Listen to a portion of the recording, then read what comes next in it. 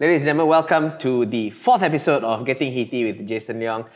Today, I'm very excited to be with my guest, a long-time collaborator, old friend. We have worked together for many years. Not always with his consent, but we have been working together for a long time. Douglas Lim, everybody. Hi everyone. Hi. Fourth episode, huh? Fourth episode. Huh? Wow. Who was your first guest for your first three? YB Ong Kian Ming. Okay, so you started low. Yeah. No, it started very high. He's to get a former minister, no? A former deputy minister. Then after that... Not very good at his job, obviously. Then they had to be kicked out. Then we had Ernest Ng. He's... Cartoonist. Cartoonist, yes. And then after we had Melissa Idris and Shara Kutan last week.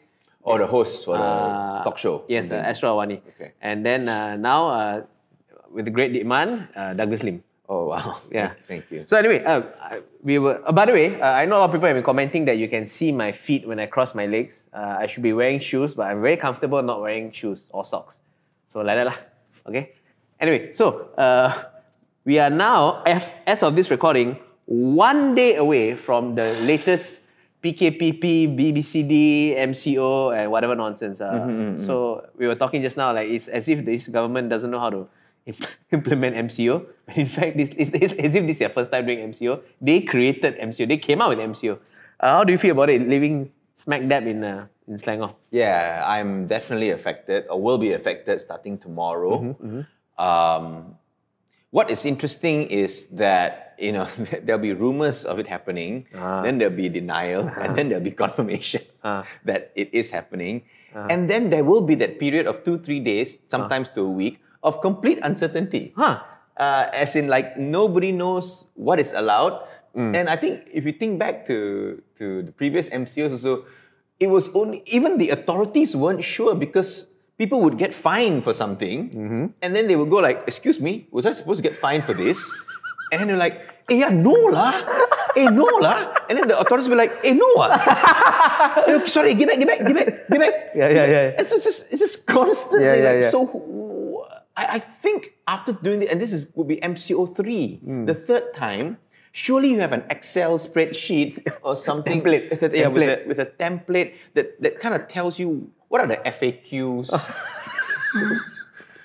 They do have this though, but it's the Swala or Lapok one. Like people don't ask anymore. It's new FAQs, but no one actually. Well, simple. Yeah. If you announce it, then immediately go. All right. So interstate travel is not allowed. You know the follow-up questions. Right?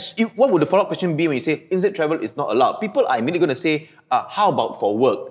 No one's going to say, but can we have multiple races in a car? No one's going to ask a stupid question like like what if we travel with all the races and to promote no one cares, right? So people are going to ask very basic and normal questions.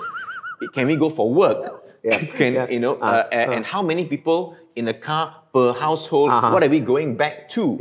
You see, and then schools now, are we opening? So these are questions that almost occur every time an MCO happens. I'm just surprised that this would not already be in the piece of paper when they announce, right? It's already there, kind of like in the, maybe agenda, like point number 4, subset A. Yeah. Actually, there was someone forwarding me like all the talking points for the minister, and then they have all talking. But like you said, there's no like they don't anticipate the usual questions. Yeah, it's almost obvious the questions, because really at the end of it all, what we want is, yes, we're going to be upset with you. Please understand that no matter what your intentions can be really good and really noble, but this is something that is burdening us. So we will be unhappy. Yes, I'm so sorry. Yeah. For showing you a sour period face, okay? But we will be unhappy. But we at the same time, a lot of us actually really want to obey and want to just know what we cannot do, so we don't do it. It's like a classic Hollywood movie, you know. Statistically, I find the first MCO was the best. The very first one on the 18th of March 2020. That one was like clear cut. Everything cannot. Everything cannot. You just stay at home. If you come out, you get fined or jail, and then there are soldiers and rela and policemen all about. So although it was very taxing on the brain, but at least I know all these things cannot. But subsequent MCOs were just like watered down versions, and it's more confusing than anything. And we don't know what is the efficacy. Like the first one, I think we saw the efficacy. Not straight away though. When it first happened, MCO, they said 2 weeks. Did you think it was going to be 2 weeks? It went up to 8 weeks. Right? Yeah, 8 weeks, but you know, but they kept teasing, you know, and I was irritated about that because you kept giving us like, oh, okay, we'll beat this in 2 weeks. We'll beat this in 2 weeks, and no, another 2 weeks. Okay, another 2 weeks, and okay, no, another 2 weeks. You know, I was stuck in Seremban for 6 weeks, and I think that's the worst period of my life. Yeah, I was fortunate enough to be working on a show for Astro. So that was under penyiaran. Penyiaran was under Essential, I think. Wow, yeah. Yeah, so I had a letter, but that was all I could do lah. Literally go. I mean, I went without Waze for, I think, 4 weeks. For about a month, no Waze. Because you know exactly where you're going to go. No traffic. No, because I didn't drive. We didn't drive. Just, yeah. So, only... But that was hardcore MCO. Do I think we need another one? I think we do, but I think the fallout is going to be potentially very, very bad. Yeah, speaking of fallout, I think if you're active on Twitter, which I think you're starting to be active on Twitter, you can see the seething anger, especially when like Nilofa, your good friend, I think, Nilofa. So first she got busted because I think she somehow or other, on the pretense of work, somehow travelled to, I don't know, Langkawi or Penang. Langkawi. Or whatever. And then suddenly got honeymoon. Like, well, no, we knew it was the wedding before. The wedding was on the day before, it was big news. And so there were photographs. Yeah. Some people were masked, but it was a lot of people. Yes. So that's one. Yeah, so that was one. And then the next day, pictures of them in Langkawi. And if I'm not mistaken, these weren't pictures that were taken by people who observed them. We were like, "Oi, this was their own photos, which were uploaded by themselves." Exactly. And then after that, she got busted. I don't know how she was like, she uploaded a photo of one of the the burger sellers in Kelantan. Mm-hmm. He got busted 50,000 compound. Mm-hmm. Then somehow she uploaded a photo, nak makan burger, whatever. Wow, this one is, I don't know whether it's the PR is actually planned so that she gets a lot of hate but a lot of sales, or I don't know, man. It seems that the any publicity is good publicity model works for online entrepreneurs like Nilofa, Alif Shukri. What's her name? Datuk Vida, Datuk Sri Vida. Because it seems like when they do something and there is negative publicity and there is a torrent of screaming angry tweets, somehow it's good for sales. I'm not sure why. Because I'm not an online entrepreneur. I'm not sure why, but I have spoken to a lot of them, and they have said, "Yep, upload something, be an idiot, or be polarizing. Be polarizing, whip up all this frenzy, sentiment, and somehow your sales go." And also, like, recently she got busted because she went to Nila and buy carpet. I don't know. I mean, like, at this point, it's like, okay, like, you're obviously either you're very stupid or this is a strategy, lah. The next time we do shows, right, we should do something like that. I don't know how, like make the. But yeah, so. And then people buy tickets and then they heckle. I don't know, but how do they translate the sales? I also don't know whether this is actually, and for those of you who are active on social media, when I mean active on social media, people who are on it but also engage with people on it. So like for some of us, we are on it. We don't really engage. Lurking lah. You post your own stuff and then post and then we're like, I hope you guys are cool with it. Yeah, we're done. We're not, like what you say doesn't really matter to me. So criticize, praise. It's your opinion. Do whatever you want. You know? But if you're, I think, on it and then I think there's this underlying battle that's going on between celebrities and well, in a sense, what we call netizens now, because celebrities, the plebs lah, the serfs.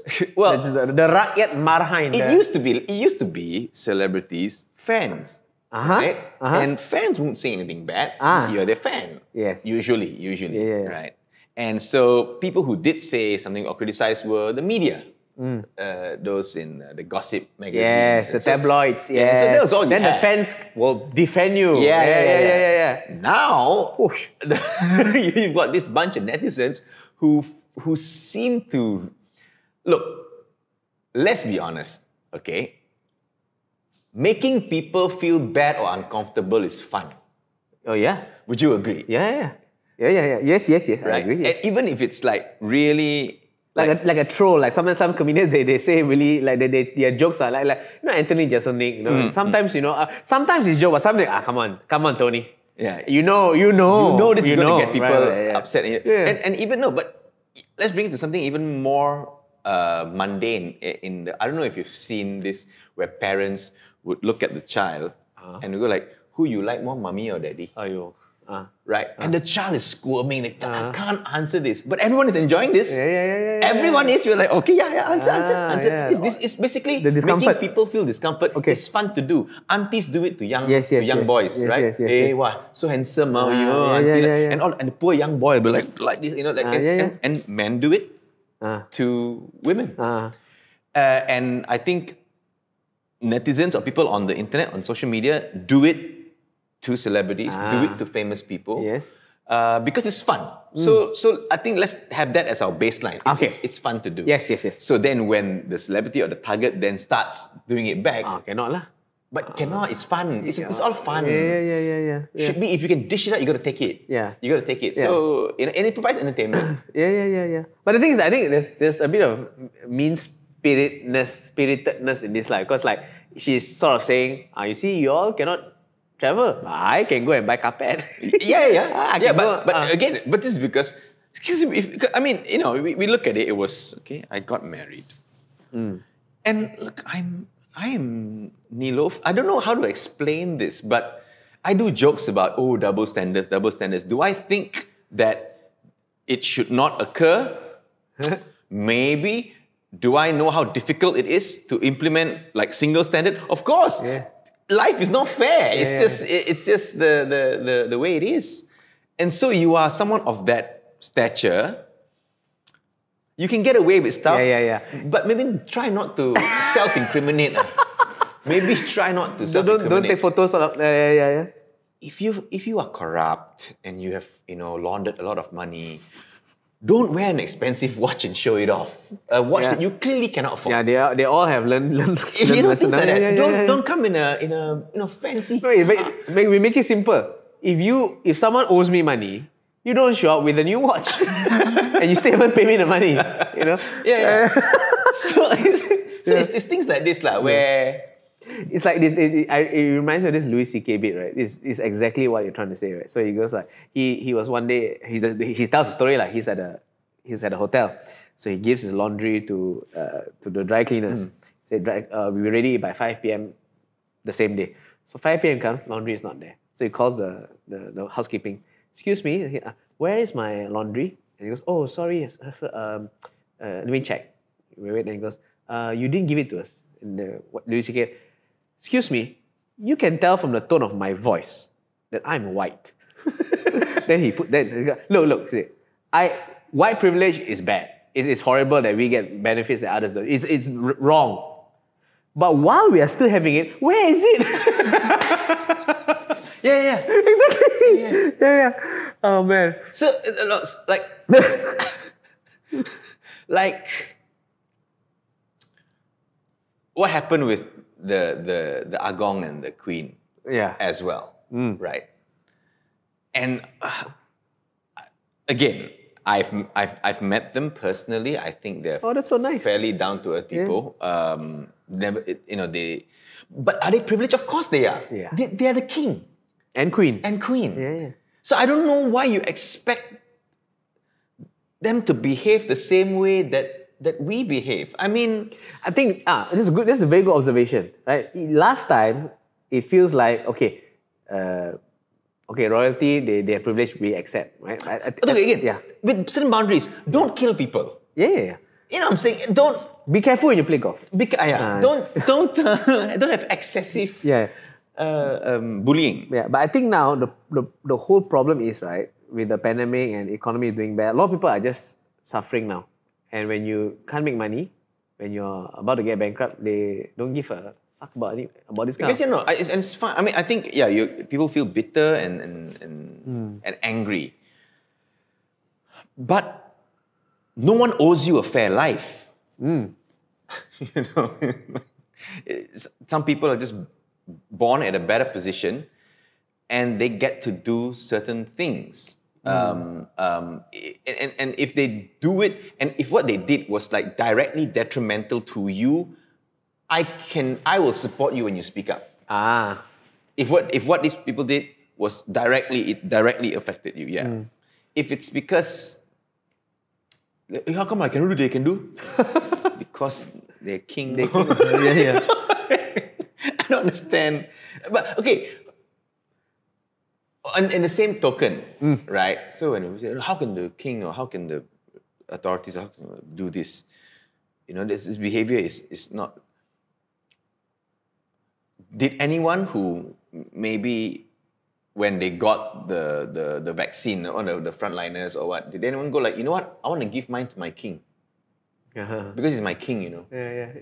There's a good point. There's a very good point. You make them. None of them. You force them to behave like our saviors. Like whenever something goes wrong, king, go and please fix it. Yeah. King, you must fix it. You must berjiwa rakyat. You must fight for us. Yeah, that's a good point. But no one went like, hey, king, you know what? Here's my vaccine. I want to give it to you. That's a good point.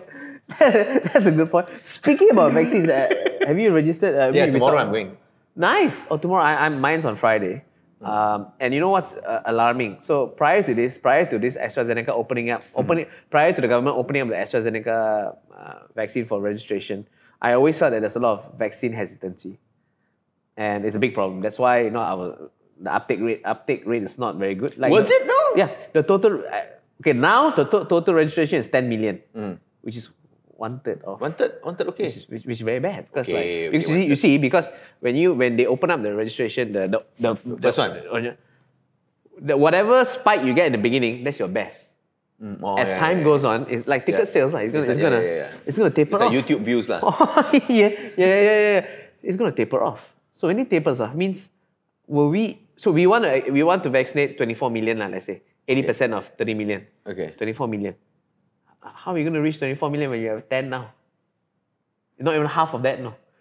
So, a lot of vaccine hesitancy. And like YB Ong Kian Ming, we started big as a guest. He said the Sinovac vaccine is very interesting. Among us, we asked which one you want, Sinovac or Pfizer? Pfizer lah, 95%, right? Efficacy. The Chinese people, especially the boomers, in the rural areas, the Chinese-speaking community, he told me they want Sinovac. Why? Go China. China, they test on Chinese people. We are Chinese, therefore it's better for us. And so there's a lot of, so that's set apart. So then when this AstraZeneca came out, I saw even a lot more, not just among boomers or older people, among my friends. Like my friend he has stage 4 cancer. He's my age, but he's of course very open-minded. He's very intelligent, and he applied for the vaccine.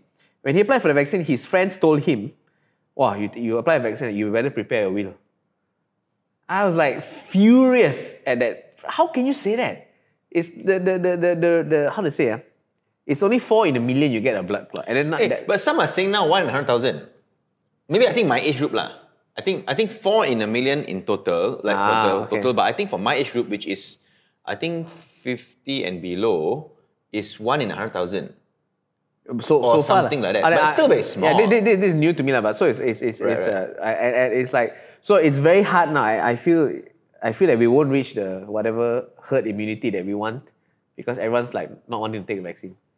Well, because I saw when Sinovac obviously became available for us, obviously starting the kiasunas was like register first, don't care. Then if I scared, don't go lah. Speaking about this, right? Check this out. So my friend, Chingy, she posted, hey, do you think the website will crash? I think the website will crash. My boyfriend doesn't think so. What do you think? So I posted the comment. Malaysians being assholes, there will be a website crash because even those who don't want to take the vaccine will register first because free ma. Then later, if they decide not to just don't show up.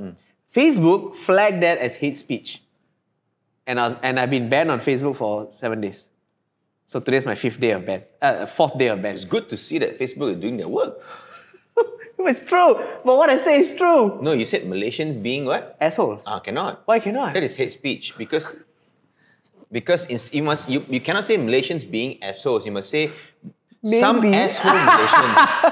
It's the phrasing, Jason. Come on, because Malaysians being assholes implies that it is in the totality, and maybe they think you're Singaporean. So if you're Singaporean and you say that, then it's major hate speech. But takkan they don't know I'm Malaysian based on all the data that How I've given to them freely. How I out of know my own lah, free but I will. don't think maybe the person Their was bot doing, very lazy lah. Their bot was a bit like, hey, hold on, this you can't say this. The semantics was and Horrible. the phrasing. Then I was, actually like you can at the first like can you reject the request appeal? Next we have looked at it again and it goes against our community standards. Fuck. hey, let's not. Comments lah. I still don't know whether what music I can put up can or cannot. Like when I do my videos, some music lepas, some music terlepas. I also don't know. Let's so. Yeah, but you're saying okay. So you're saying about the vaccine. So So I went to obviously read up straight away what's going on. There are some cases. I think in Canada, a lot of news in Canada where people, my wife is now blind after taking the AstraZeneca vaccine. Okay. 15 days already. We're taking steroids. Nothing is working. She is now 30%. Only 30% sight left. Okay. What is going on? Please help me. A man in Alberta died after taking the AstraZeneca. So they are very low, 1, 2 people, but these voices are loud, they pierce, number one. And number two, when you look at it from the person who is, okay, so let's say I'm 30 lah, right? Or 30, so I'm fairly fit. 5 years ago. I'm fairly fit. So if the virus kena, if I get COVID also, most likely I'll shrug it off lah. I will be sick a bit, maybe lose my taste for 3 days, come back, strong. Okay. And I won't, but you asking me to take this so that an old fella won't die. In my opinion, first of all, why is the old fella not taking it? Can you catch all these old fellas and like force them? Yeah, you push them the hell out of them with the vaccine, right? You basically choke them like, right? So because now I'm thinking, so from being someone who I didn't even need the vaccine, and if I got COVID, to me I'll fight it like a flu and I'll be fine. But you ask me to take because of these other people who might die, and then I get blood clot. It's like, I didn't want it. First, you forced me, now I can knife. So like, there are a lot of things to unpack there. So the first one you mentioned about the blind and the deaf one. Okay. No, dead. So you see, the thing is, here's I'll say two things. One is something that is scary, and another thing is sobering. Okay. So the scary thing is, right, spontaneous eruption of very devastating symptoms. They happen. Rarely, but it's not, not unheard of. Like, people will suddenly become blind and don't know why. Like it could be various reasons, like undetected glaucoma, whatever.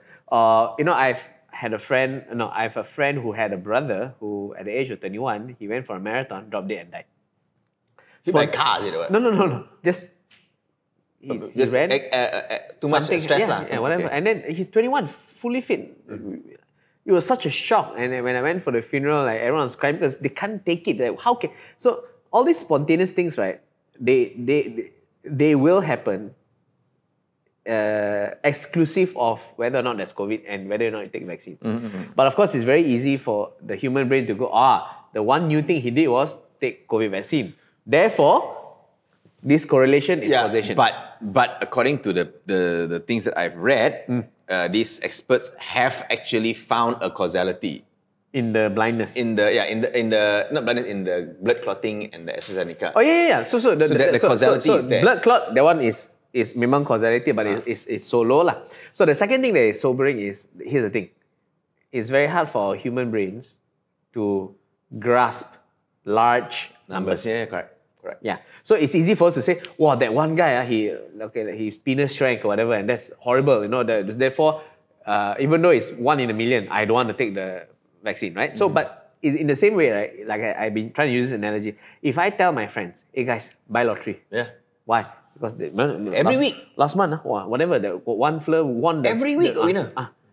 But then they go like, how? It's 1 in a million. Okay, correct. So now this AstraZeneca, you just take it lah. Oh no, the guy got a penis strength. The same thing. It's so, but it's hard to wrap your head around these big numbers, and that's why people they will focus on the blood clot or whatever.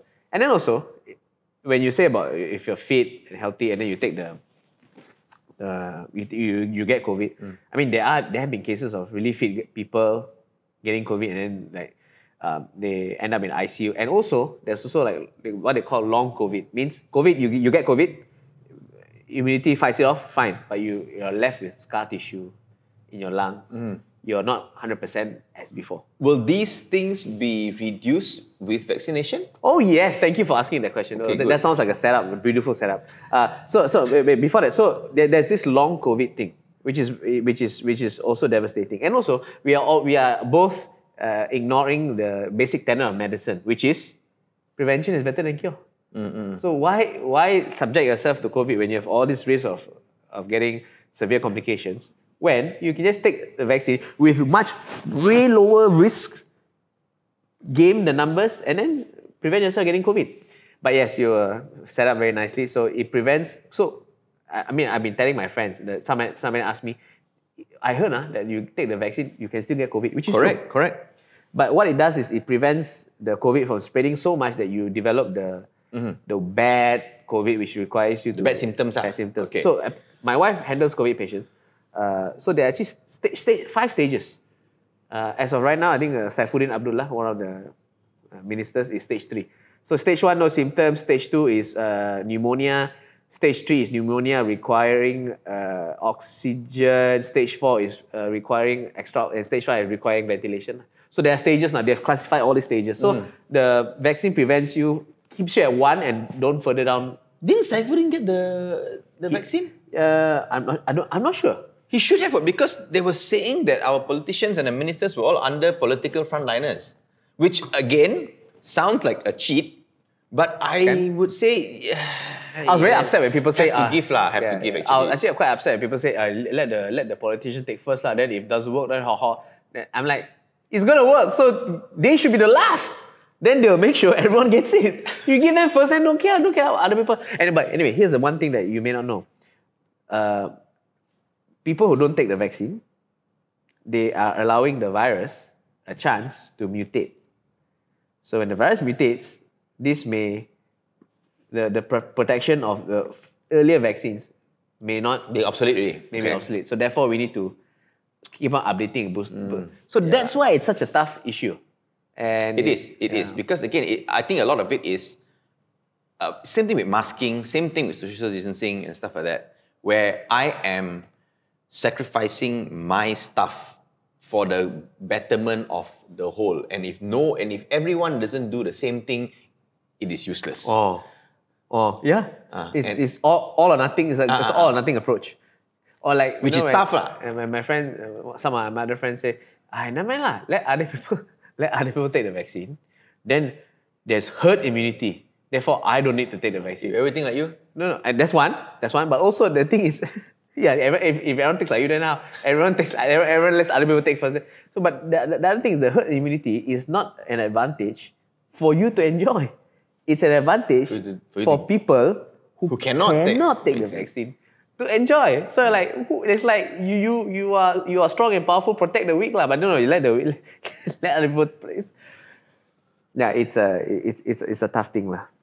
So your whole family getting parents? Pfizer? They're all on the MySejahtera app lah. Have they gotten your appointment? They should get. No, but your parents are above 60, right? Yeah. Haven't got the appointment yet. Don't know. I don't really talk to them. No, as far as I know you do talk to them regularly. As far as I know, I'm the earliest in my family. Which is tomorrow lah. Tomorrow, yeah. But that was the other the rest. I was furious because shortly after they announced the MCO, then started lah. If you want to travel out to a district, if you want to travel to KL, to get your apply for police letter. No need no more. I know, but you see the miscommunication. Yeah. Lucky King KJ's one straight away came out and said no. Just show them the MySejahtera. I talked to the old man, the fella a bit sinal. Actually, no name. But it's just ridiculous. I'm very worried because I was hoping that this year I can do live shows, like a 2021 tour, and Crack House has closed down. I don't think live shows going to happen. I don't think people will be ready to go out and enjoy when cases are 2,000 a It's day. very hard to enjoy comedy with the threat of death.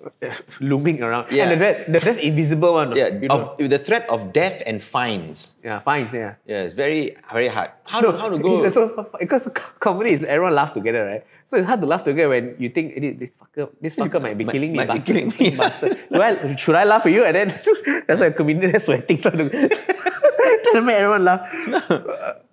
And we are the ones are like prime target because they laugh like this. There's 100 Yeah, the mouths of and then me. and we're like, whoo. This is very good material. Let me write it down. already. Hey, let's see. Speaking about material, right? So I want to ask you this, like, you are the only stand-up comedian I know, the only funny stand-up comedian I know, okay, who don't do open mic, you know. And I've researched, I follow a lot of comedians, I follow their story, and they all in one say, yeah, you know, I've been working on my stuff, you know, I gotta try out new stuff, you know, they call it working out at the clubs, and then they get the stuff.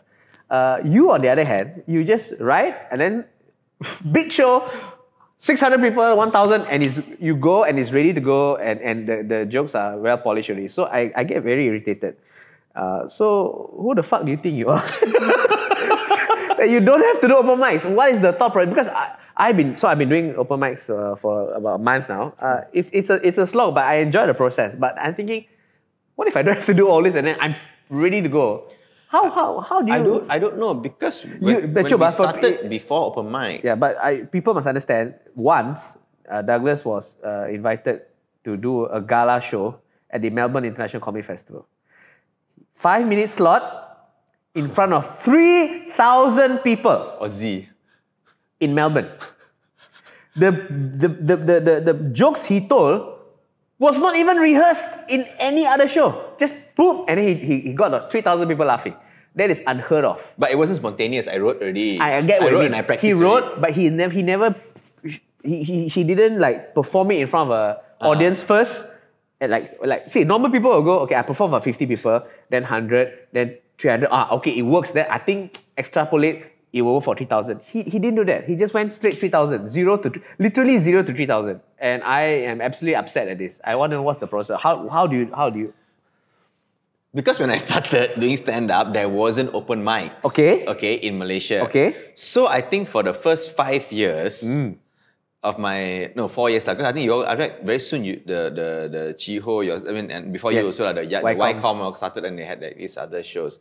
So a lot of when I was doing stand-up, it was basically I write and then I imagine saying it, I imagine the crowd and I go, okay, I think this is funny. Yeah, I think that's funny. There are some parts that I've written, then I imagine not very funny, so I take them out. Okay. So it's not like everything I write goes in. Understand. In fact, I think only about 30% of what I write that sounds eventually, fair. So far, it's fair. Eventually makes. So that means you rely a lot. Okay, I think having seen you perform. Okay, so the writing part, I think you're saying like, okay, you rely a lot on your instinct. Yeah. But then when you perform with full confidence, as if I have done this I performed this in front of kings and queens, in front of all forms of people, and they have uproariously laughed, and you should be grateful that I'm here now. That confidence is amazing, you know. And if like the likes of Louis C.K. or whatever, they don't do that. They are horrible in the beginning, then they become good.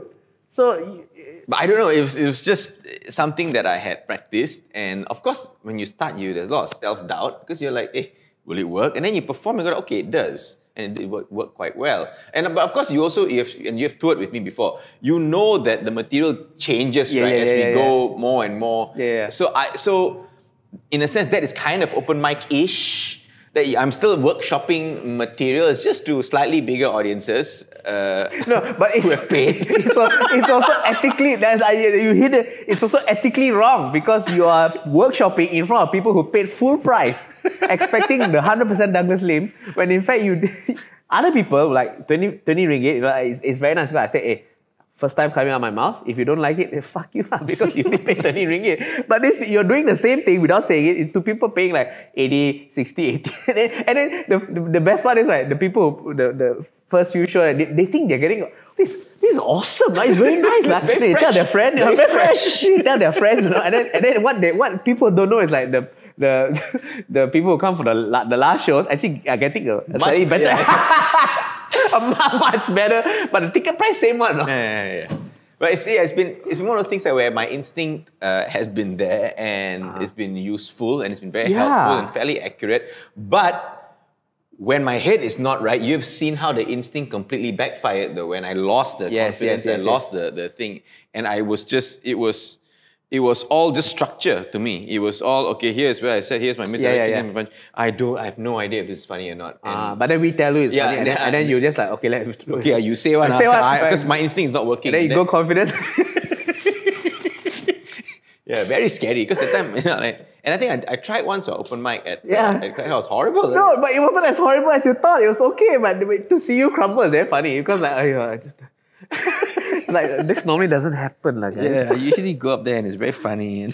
So you've been doing a lot of videos now online, and like I said, I give you shit because you always you pander to an audience, to the Malay audience, but there is some value in that because your social media rates, your social media engagement has skyrocketed. You enjoy yourself now. You're pulling your comedy muscle. You do it very often, and some of the videos are really, really funny. And even the English-speaking audience has also shared your Malay videos. No? So how's that been? That has been very interesting, and I really like that, and I really enjoy that. The fact that my Malay content is getting engagement from the Malay audience, but the Chinese audience, the Indian audience, those basically the big group of us that actually speak Malay and understand Malay regardless of race. You mean the non-Malays, the non-Malays who understand, who love Bahasa Malaysia and still talk. Actually, a lot of us do. Exactly. The few idiots who come out, I can't speak Malay. You live in Malaysia. I mean, dude, if our foreign workers can come and learn Malay so easily, there's no excuse for you, okay? You just don't want to learn, and up to you. A bit of arrogance. I get it. Actually, I would say majority of the normals can speak. The very old ones maybe cannot, okay? But otherwise, they can speak and they're engaging. And why it's irritating or not irritating? But it's like it doesn't jive in my head. It's because Malay people do Malay content, Chinese won't watch, Indian won't watch.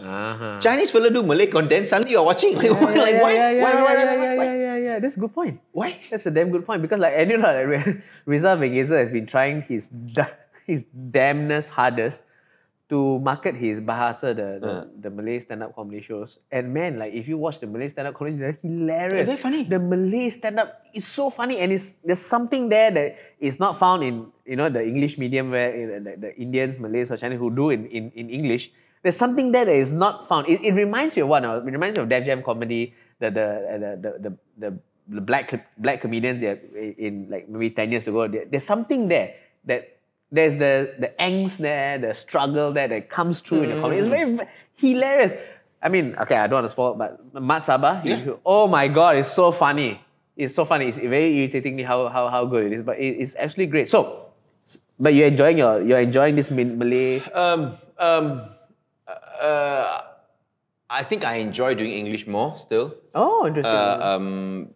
But I understand that there is a Malay audience. I understand that I have managed to get quite a number of them to watch what I do to be entertained, and I appreciate that them being there. And you want to call yourself a Malaysian entertainer, at least entertain 70% of Malaysians. At least, I mean, if you just do it in English, you're going to entertain what?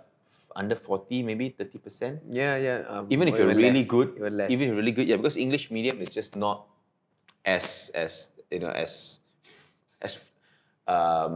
prevalent as it was before. Right. So, but no, I mean, as far as the urban Malays are concerned, you can see a lot. I see a lot of them now in Ampang, go shopping, families, big Malay families, all speaking English. Adik, put that down. Adik, put that down. So they obviously, I think. The English comprehension and proficiency will go up there, but there's still a lot of people out of KL, out of city centres who predominantly speak in Malay, and I think I can make them laugh. Just showing how quirky things are for city people, just in their language, tweak a bit. Double standard thing. So dumb, is it? No, but it's, yeah, but it's so dumb, but no one has done it. So like, the minister. These all the fun jokes you guys can't stand. No, because like that. So many of you may not know, but sometimes when we tour, what we do is Douglas will like, okay, let's play the pun game. So he'll put like a spoon in the middle of the table. Okay, let's come up with as many puns as possible. Or stupid ways to use that spoon as a reference for your jokes. Yeah. So he has monetized that in video form, which we're too lazy to do. So something interesting happened, which I asked you for. Tak lawak spoon? Spoon, see spoon. Spoon. Tak lawak spoon? You nak main sudoku? It's funny. It reminds me of what, again, Louis C.K. said about fart jokes. Fart jokes. Okay, they are funny. Fart jokes, right? You don't have to be smart to get them, but you be stupid if you don't. Okay. So, so this happened recently. I think, I can't remember which month. Was it end of last year or whatever? There was a point in time where Dr. Roland Victor, where was this? This year. So this year, I think February, March. He came out with a video, and I counted the video, and then I invited him to do an interview with me, like a podcast of sorts. And we had an interesting conversation. He is woefully ignorant, of course, unfortunately, but he was nice of him to come. Unbeknownst to me, while I did that, and I'm thinking, I am a hero, I'm fighting against the anti-vaxxers, you had some trouble of your own. It was exactly the same time when he got the... Yeah. So what happened? Because Roland he did that video, obviously, and he was, I think, if you look at on the surface and what he was saying, generally, it wasn't promoting the vaccine. Right? Yes. Generally, it was saying, be careful. To put it mildly. Perhaps you might want to think about not taking the vaccine. Yeah. So this got attention. Yes. And I think Dr. Roland also, I think he made a video saying that he has been called by the police. To assist investigations. Investigation. There were a lot of investigations during that time which required assistance.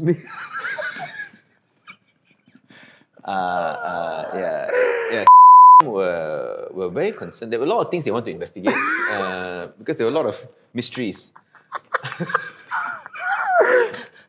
Okay. One of them was a video that I made. Okay. It was a video that I Okay. and so I got a call. But what's interesting is the video you made, in my humble opinion, which I hope is not investigated, is mild, right? Well, it's insinuating that certain people are not qualified and perhaps lacking in mental capacity. And so when I heard that you were called for investigation because made a police report against you, and it was the same flurry of reports, one against Dr. Roland Victor, one against you, and one against someone else. And I think they had a quota of reports to make, and this was the last minute to hit this KPI. The last minute. So I think they just had. And when I heard that, I got a shock because I got a shock. What? Oh, for that video, Douglas got into trouble because I distinctly remember making a video criticizing the minister when he said that you can minum air swam to fight the virus, and I used way harsher words lah. Yeah. So but I'm glad it's over now. So what was the experience like? It was when I got the call from the police, I immediately thought scam. Because you know lah, Macau scam and all this. We still got a report. So I'm like, yeah, sure. Okay, what next? So my car is going to be involved, and then So they actually call you. Okay, good to know. Because so you found some drugs, I'm guessing, right? And then it's a link to this. Oh dear, I'm so scared. So I need to talk to someone. You can help me out, right? Then you mean my account is going to be frozen while you investigate this? Oh dear, I'm so scared. Police, what should I do? Oh, I need to transfer everything into a separate safe account first so you can keep in escrow. Oh, yeah, what's the number, please? I want to do it now. And then money gone. So I'm expecting the whole spiel. Dance lah, right? Dance, okay. For this video, YouTube, so we will need to come to the balai for investigation. So I said, but I'm a bit busy now. Can I check my schedule? This is still you thinking it's a scam? Scam. Okay. So I'm busy now. Can I check my schedule? And the inspector was like, yeah, sure, just call me back. I'm like, what kind of shit scam is this? Like, this is a horrible scam. That's a real. That's when you know lah. That's when you know, okay, this one I think, they've really upped their game lah. I was like, Now they get you to call the scam. like, wait, no. How come nothing? Then I tried to think back. I was like, okay, what is it? What is it that he said? What is it?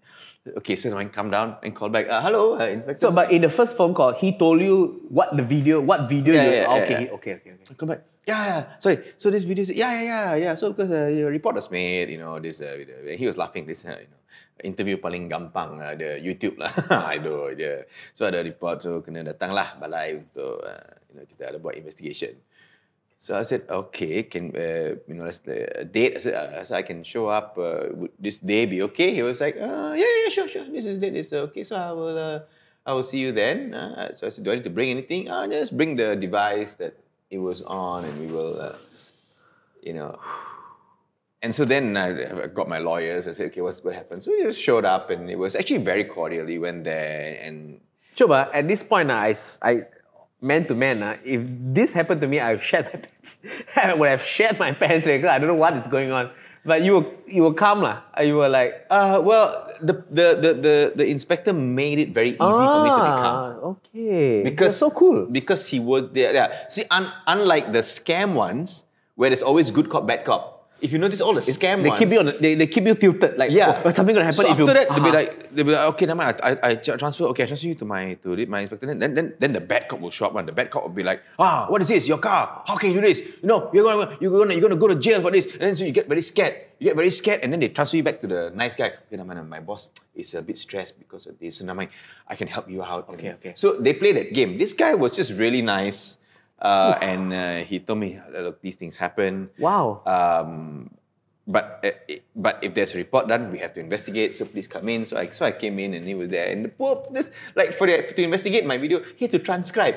So this poor policeman, instead of going out and catching people, had to sit there, watch my video, type everything out, including the bloopers. He's typing out the bloopers. But at least your video got subtitles, so you just copy the subtitle lah. Yeah. So he was complaining, Dr. Roland's video much longer. Dr. Roland, you see. 1 hour. It's a 1 hour video. So he showed me the transcript.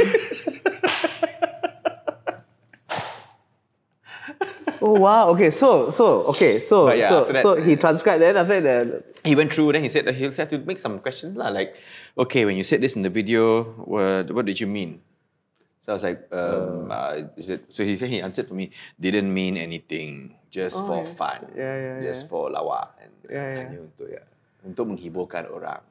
Oh, but I mean, kudos, man. At least, like I said, I always feel for these people, the inspector. How old was he? 35, 40, our age? Yeah, probably my age. I mean, this guy, obviously, when he signed up to be a cop, he never thought, one day I have to investigate a YouTube video. His friends all doing cool stuff, catching robbers and busting drugs. Kau buat apa semalam? Aku transcribe video. Interview paling gampang. Okay, keep it up, bro. Like, but it's man. When I heard about it, it's like, oh my god, what's going to happen? It turns out it's fine, and also the same thing happened. I think with like other people who get investigated. These sorts of flavors of investigations. The IO always makes it like, they also know that in a way. But at the same time, they also basically are telling you, be cautious. Let's understand where you are, what country you're in, what laws apply here, how people react here, how freedom of speech or opinion or expression is handled in this country. Understand that and then make your decision. I mean, that's what are you saying that's what the authorities are trying to say, or what the police are? Yeah, well, the police will tell you, okay, so like that, tapi berhati-hati ya. So they're not telling you, don't be too out there lah. Don't be too out there. And this has happened during our tours as well. When we do comedy shows, there'll be people, we've had people who who visit the shows and they stand in the back and they watch and they didn't go. So they're basically telling you, we know who you are. We know everything. I remember this. This was early. This was very early in probably the first tour I did with you guys. Is it? Yeah. And then there's the very sado Malay guy shook your hand, and then I remember he said, "What? That show very funny, but that joke cannot." Then he walked away, and then I thought I mean, for the first few days, I thought he was just a fan. But it turns out there was a message that was trying to be conveyed, lah. Yeah. You know, yeah. So I mean, but obviously they are, as law enforcement, I think you want to do your job, but I think you can tell also that drug lord, funny video. Like, you know what I'm saying? You're like, can I? Yeah.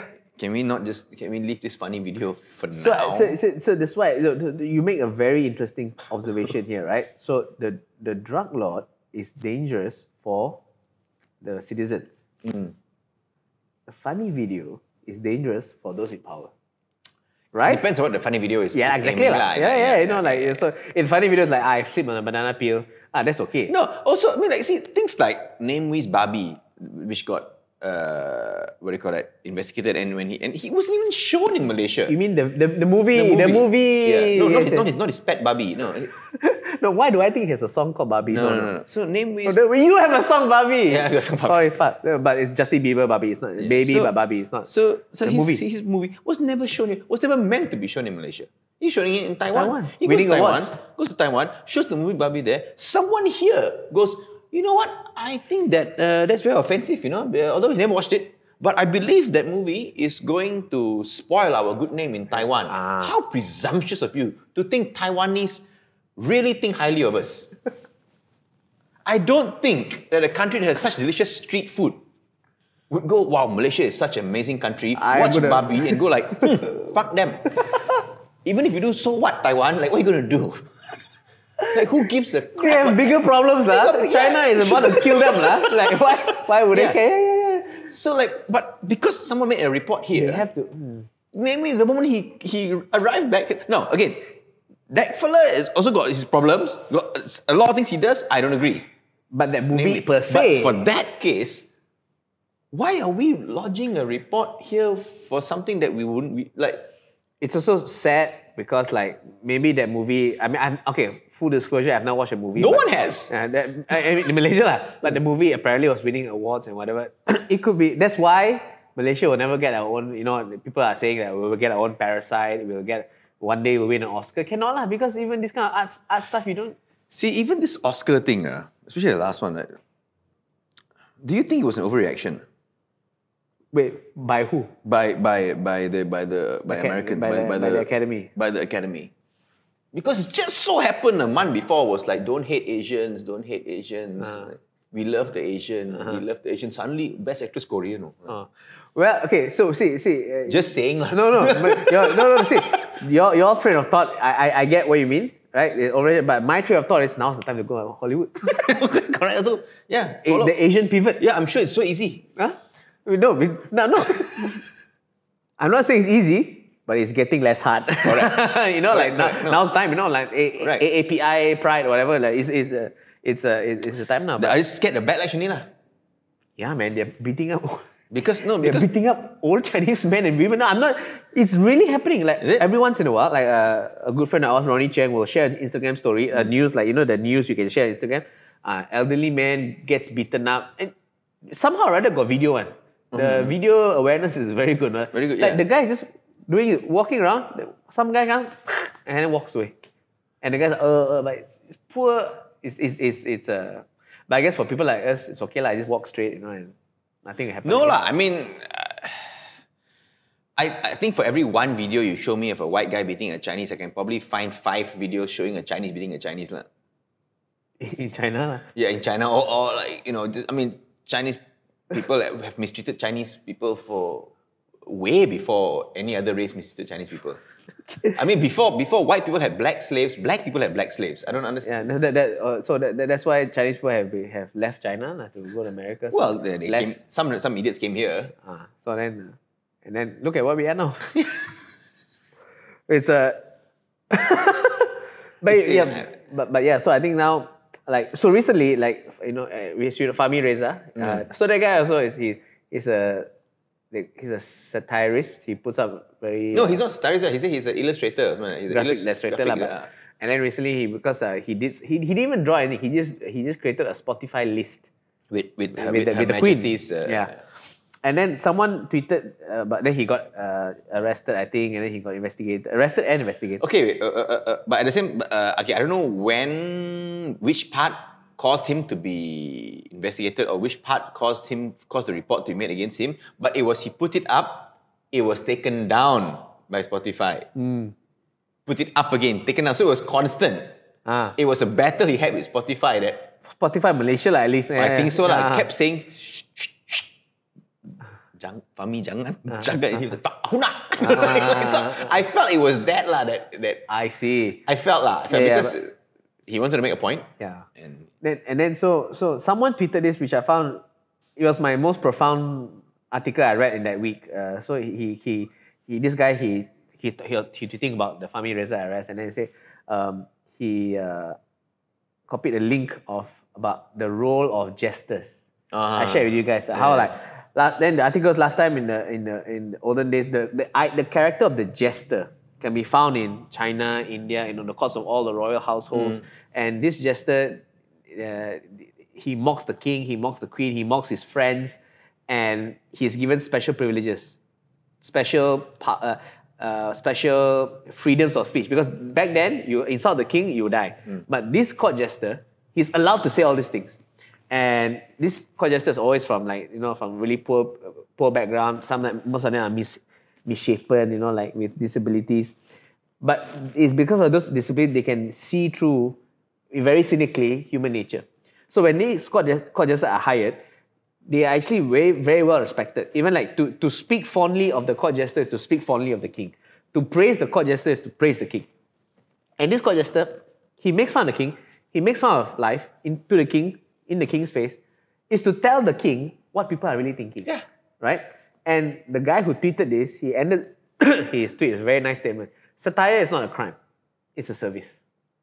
It tells the people in power what people are thinking. And in a way, Fahmi Reza is, yes, the stuff he does is quite, I get scared for him. Like, I will never dare do that. But in a way, he's giving free information and marketing research to the people in power. Like, hey, the sands are shifting. You better pay attention. It's a service. But how it's taken here a lot of times is insult. It is taken as not just insult, but inciting hatred. But you see, when you say what you did was inciting hatred, it means you believe the status quo is everybody love you. Yeah, you're right. Which maybe you want to think again. Yeah, you're right. Why you assume everybody love you? And so that when Fahmi does this, you make people hate me. Exactly. So exactly, right? So that's what we rational people think, but those in power like, hey, actually everybody love me, why? If not, why? Like, hello? No. Just look at your poll numbers, you got 40% of the vote. Or another way is, like, when these things happen, come out with a statement. Don't silence.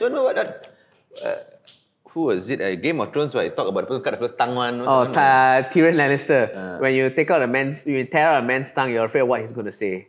Yeah. So, come up with your own statement, saying that, guys, this is actually what happened. This is da-da-da-da-da-da. Okay, so I know you guys if you still want to bersangka buruk, if you still want to hate me, it's fine. It's up to you. But I'm telling you, this is why I did it, and this is what happened. Yeah, and I think whenever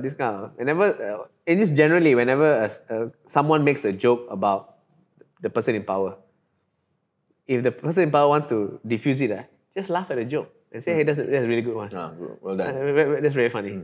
And then do what you do. Explain. Then it takes the wind off the sails. Then there's no more like, the more you resist, the more like, hey, see this guy. Yeah. If you just say, that's damn funny. Funny. Well done. Well played. Well played. Fair play. Okay. Next time I get you. Wait. Yeah, no. So, but is it I think the level of maturity that we have here, unfortunately, is still very, very brutish. Unfortunately, very brutish, very... thuggish lah. Yeah. Recently there's one guy who on Astro Awani. Yeah. You saw the Twitter clip? The one where he said about the otak lutut one. Okay. He said pemikiran otak di lutut memberi compound 50,000 kepada penjaja yang hanya bambu. Whatever. And then he said inilah pemikiran luar insan, that kind of stuff. And this from Astro Awani. Astro, let's talk about Astro for example. They are famously very cautious. It's Astro Awani.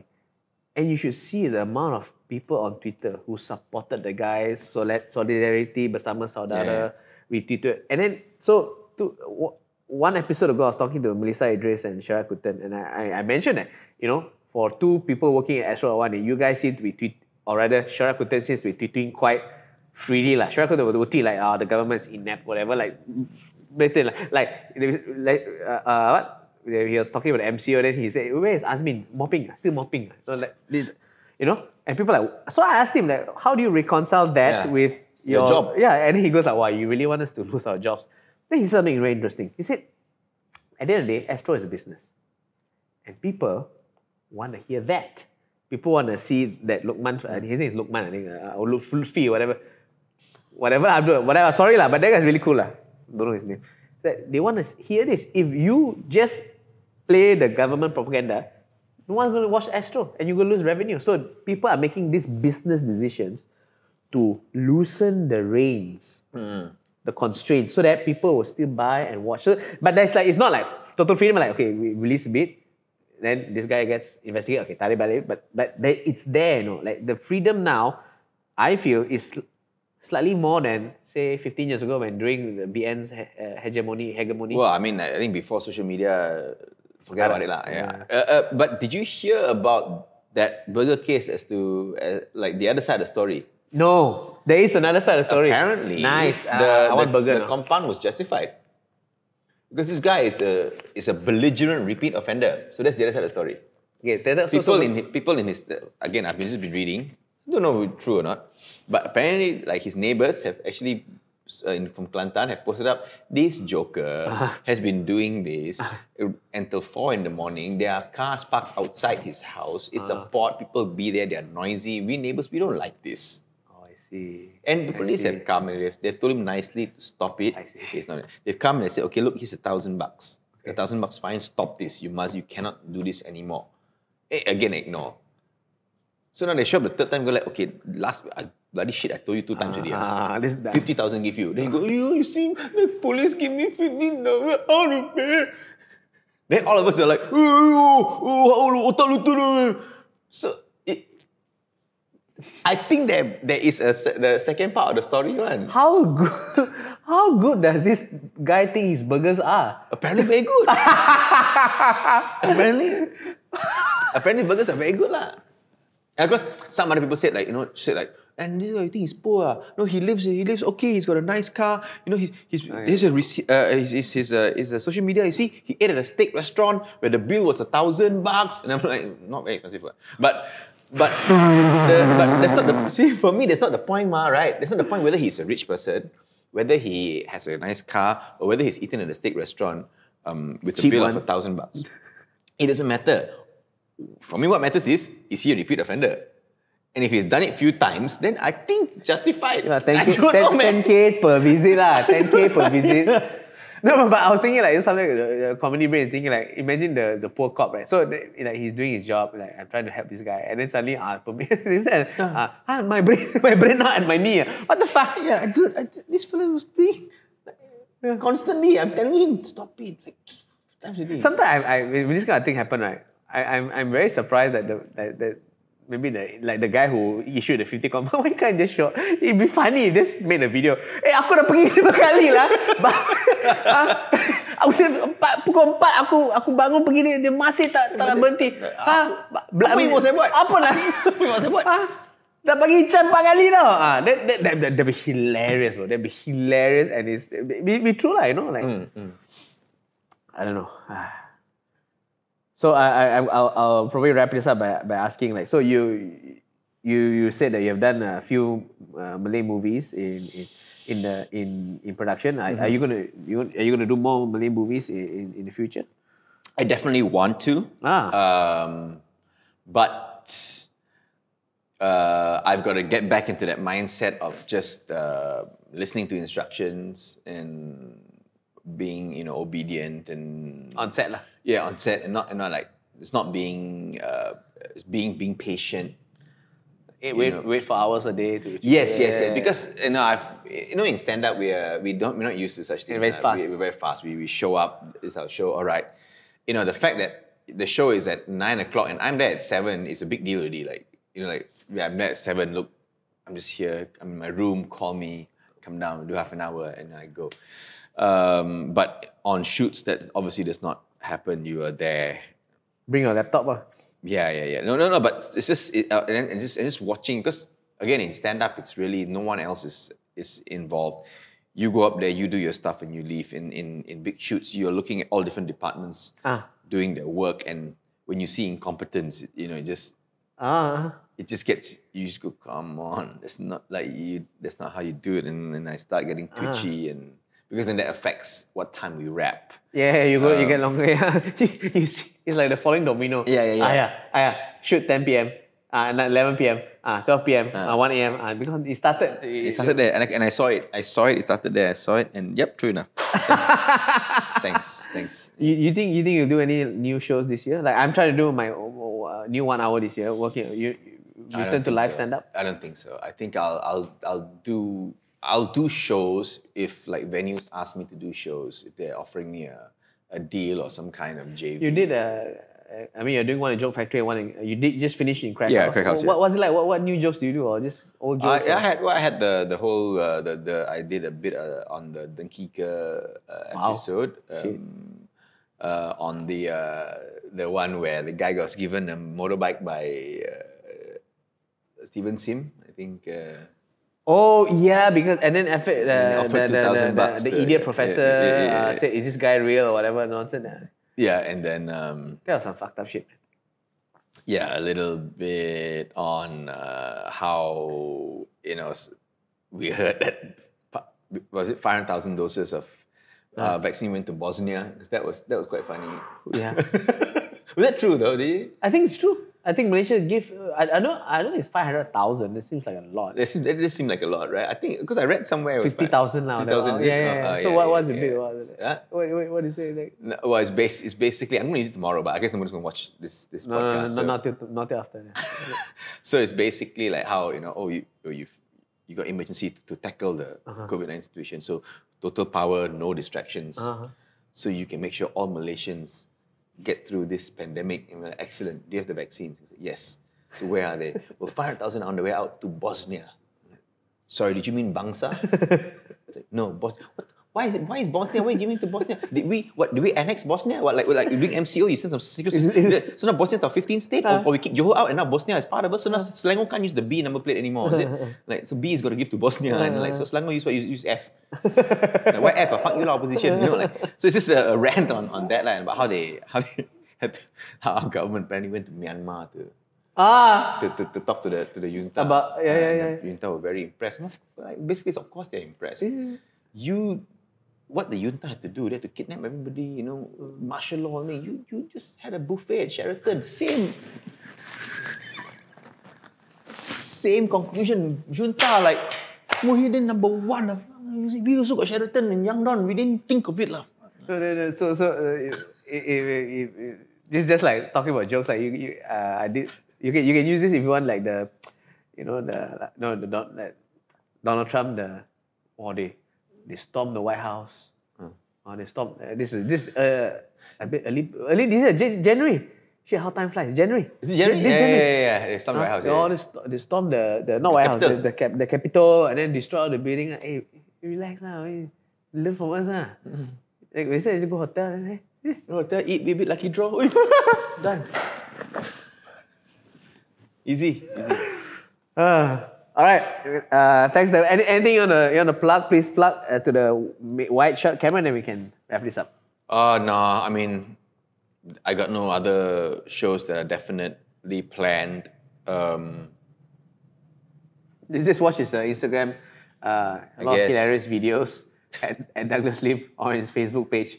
They're mostly funny. Once in a while, it'll make you want to punch him. But those are usually the ones that are most viral. Traffic lights at Bungkus 1. Okay, thank you. Bye-bye. Bye-bye.